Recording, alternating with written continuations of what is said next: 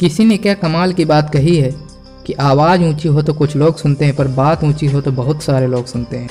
Hi guys, मैं हूँ ऋषि। एक छोटी सी कहानी। यह कहानी है एक 24 साल के लड़के की जो एक सेठ के यहाँ नौकरी करता था। उस लड़के के माँ बाप इस दुनिया में नहीं थे। ज़िंदगी बड़ी परेशानी में चल रही थी। वह जाता था, रोज़ाना पैसे कमा कर घर आता था, खाना बनाता था, खाता था और सो जाता था। एक दिन उसने देखा कि उसने 4 चपाती और सब्जी बनाई। हाथ मुँह धोकर वापस आया, तब तक 3 बची। दूसरे दिन भी यही हुआ। तीसरे दिन उसने ध्यान रखा और चूहे को पकड़ लिया। चूहे को पकड़ा तो चूहे ने कहा, भैया मेरी किस्मत का क्यों खा रहे हो, मेरी चपाती है, मुझे ले जाने दो। तो लड़के ने कहा, बेटा मेरे पास ज़्यादा पैसे नहीं है, बस 4 ही मैंने चपाती बनाई है, उसमें से 1 तुम ले जा रहे हो। वैसे भी मेरी ज़िंदगी ने मुझे बेहाल कर रखा है। चूहे ने कहा, तुम्हारे सारे सवालों का जवाब तुम्हें एक इंसान दे सकता है। लड़के ने पूछा कि कौन है वो। चूहे ने कहा, गौतम बुद्ध हैं, उनके आश्रम में जाओ, उनसे अपनी ज़िंदगी के बारे में पूछो, वो तुम्हें बताएंगे कि क्या करना है। लड़के ने कहा, यह तो बहुत बढ़िया बात है। अब लड़का चूहे की बात मानकर गौतम बुद्ध से मिलने चल पड़ा। सेठ जी से 5-6 दिन की छुट्टी ले ली। रास्ता लंबा था, रात हो गई। सामने एक हवेली दिखी। लड़का हवेली में गया, वहाँ जाकर मदद मांगी। सुबह हुई, हवेली की मालकिन ने कहा, आप कहाँ जा रहे थे। लड़के ने कहा, गौतम बुद्ध से मिलने जा रहा हूँ। हवेली की मालकिन ने कहा, यह तो बहुत बढ़िया बात है, जब आप वहाँ जा ही जाएँ तो मेरा भी एक सवाल पूछ लेना। लड़के ने कहा, बताइए। मालकिन ने कहा कि मेरी एक बेटी है जो 20 साल की है, वह बोल नहीं सकती, वह कब बोलेगी। लड़के ने मालकिन से कहा, ठीक है, मैं आपका सवाल ज़रूर पूछूंगा। इसके बाद लड़का आगे चल पड़ा। रास्ता काफ़ी लंबा था। उसे रास्ते में कई बर्फ़ के पहाड़ मिले, जिन्हें वह पार करता हुआ जादूगर से मिला जो उन पहाड़ों में तपस्या कर रहा था। लड़के ने जादूगर से कहा, महाराज मैं गौतम बुद्ध से मिलना चाहता हूँ, रास्ता बहुत लंबा और दुर्गम दिखाई देता है। जादूगर ने कहा, यह तो बहुत अच्छी बात है, आप अगर मेरा एक सवाल गौतम बुद्ध से पूछ लेंगे तो मैं आपको पल भर में पहाड़ पार करा दूंगा। लड़के ने कहा, अब मैं जब वहाँ जा ही रहा हूँ तो आपका सवाल भी पूछ लूँगा, कृपया अपना आप सवाल बताइए।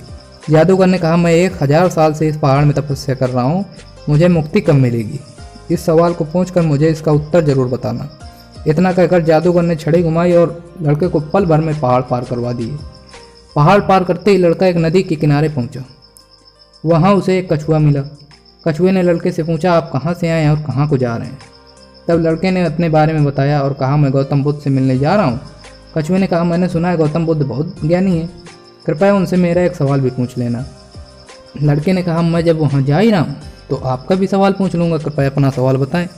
कछुए ने कहा, मैं 500 साल से इस नदी में तैर रहा हूँ और ड्रैगन बनने की कोशिश कर रहा हूँ, पर ड्रैगन नहीं बन पा रहा हूँ। उनसे पूछना कि मैं ड्रैगन कब बनूंगा। लड़का सवाल लेकर आगे चल पड़ा। गौतम बुद्ध के आश्रम पहुंच गया। वहाँ बहुत सारे लोग आए हुए थे, पर वहाँ एक शर्त थी कि सारे लोग गौतम बुद्ध से सिर्फ 3 ही सवाल पूछ सकते हैं। अब लड़के ने सोचा, यह तो बहुत बुरा हुआ, इतनी दूर से आया हूँ और उन 3 लोगों के सवाल भी साथ में लाया हूँ। लड़के के सामने समस्या ये थी कि किसका सवाल छोड़ूं और किसका सवाल पूछूं। लड़के ने सोचना शुरू किया। सबसे पहले हवेली की मालकिन ध्यान में आई। उसे लगा कि वो तो अपनी बेटी का इलाज करवाना चाहती है, उनका सवाल पूछना जरूरी है। दूसरी जो तस्वीर उसके ध्यान में आई वो उस जादूगर की थी। लड़के ने सोचा, वो जादूगर बर्फ़ के पहाड़ों में 1000 साल से तपस्या कर रहा है, उसका भी सवाल पूछना जरूरी है। तीसरी जो तस्वीर आई वो उस कछुए की थी जो 500 साल से नदी में ड्रैगन बनने की चाह रख रहा था। फिर लड़के को अपनी तस्वीर नजर आई, जो लड़का सेठ के यहाँ नौकरी कर रहा था। लड़के को लगा कि अपनी तो चल रही है, थोड़ी और मेहनत करूँगा शायद कुछ बदलाव ला सकूँ, पर मुझे उन तीनों लोगों के जीवन में बदलाव लाना बहुत ज़रूरी है। लड़के ने गौतम बुद्ध से तीनों के सवाल पूछे। गौतम बुद्ध ने सबसे पहले जवाब दिया हवेली की मालकिन के सवाल का।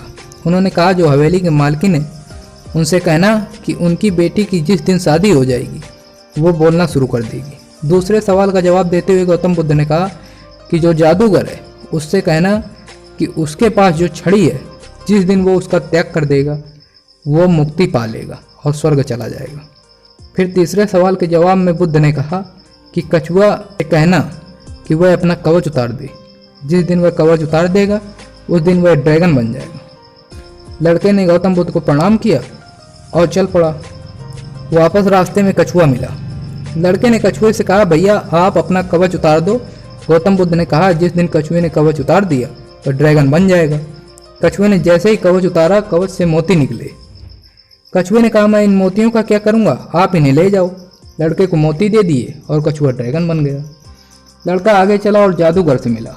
लड़के ने जादूगर को जाकर कहा, आप अपनी छड़ी का त्याग कर दो, तभी आप स्वर्ग जा पाओगे। जादूगर ने कहा, ये लो छड़ी छोड़ दी, ये छड़ी तुम रख लो, मैं स्वर्ग चला जाऊंगा। वह स्वर्ग चला गया। अब बारी थी तीसरे सवाल की। वह पहुंचा उस हवेली में जहां से मालकिन ने सवाल भेजा था। मालकिन से जाकर बोला, मालकिन, आपके सवाल के जवाब में गौतम बुद्ध ने यह कहा है कि आपकी बेटी की जिस दिन शादी हो जाएगी उस दिन ये बोलना शुरू कर देगी।